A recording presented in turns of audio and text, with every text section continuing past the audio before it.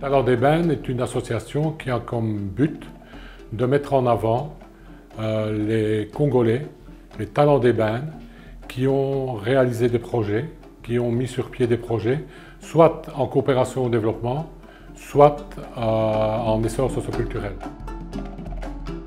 En plus de mettre en avant des talents congolais et des projets congolais, c'est aussi d'entretenir l'amitié entre le peuple belge et le peuple congolais.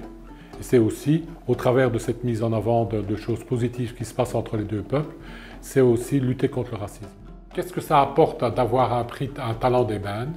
La première chose, évidemment, c'est une plus-value de notoriété. Ça veut dire que beaucoup de projets que nous avons primés n'étaient pas connus du tout, ni dans la diaspora congolaise, ni encore moins au niveau de la population belge. Donc ça, c'est la première chose.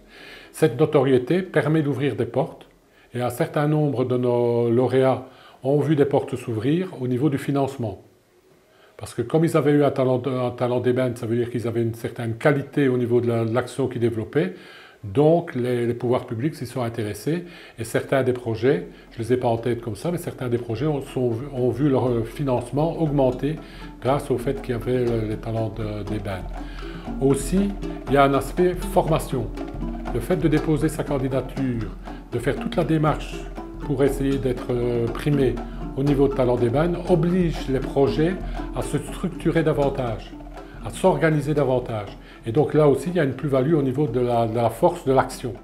Ça fait 5 ans que nous sommes sur le terrain, que nous travaillons. Nous allons fêter notre 5e anniversaire par la remise de talent d'ébène, dans les mêmes catégories, avec cette année-ci la mise sur pied des talents d'honneur.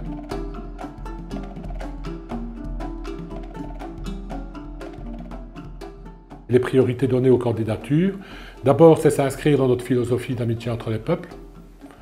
Ensuite c'est, au travers des projets, apporter des améliorations tant sociales, culturelles qu'économiques au niveau de la République démocratique du Congo. C'est que les projets aient une possibilité d'effet multiplicateur, qu'à partir de l'exemplarité des projets, on puisse donner l'envie à d'autres de faire aussi leurs projets pour le développement de leur pays d'origine.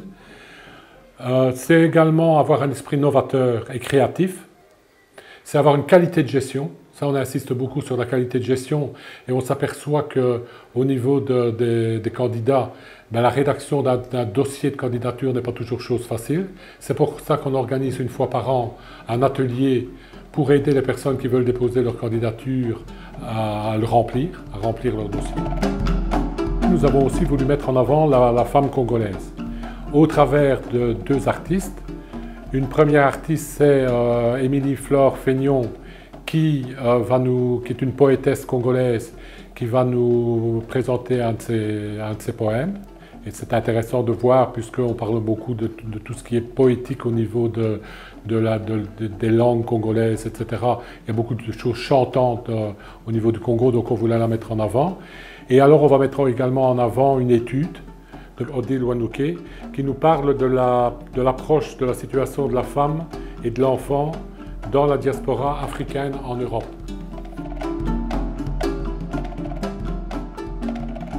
Si on veut entretenir l'amitié à la fois entre le peuple belge et le peuple congolais, c'est intéressant que les gens du commun au niveau de la Belgique se rendent compte comment se vit l'intégration des populations congolaises en Belgique. Nous allons remettre un talent d'honneur à titre posthume à Dieudonné Kabongo, qui malheureusement nous a quittés, qui était un monsieur que j'admirais beaucoup, tant pour la qualité de ses qualités d'acteur, de comédien, de dramaturge, mais également comme humaniste.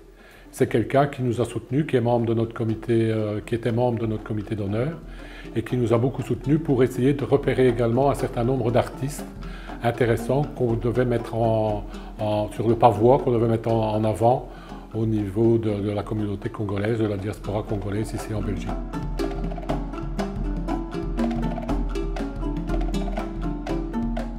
Alors accessoirement, nous avons un premier prix, et ce premier prix reçoit une bourse de 500 €, tant dans la catégorie essor socioculturel que dans la catégorie coopération au développement.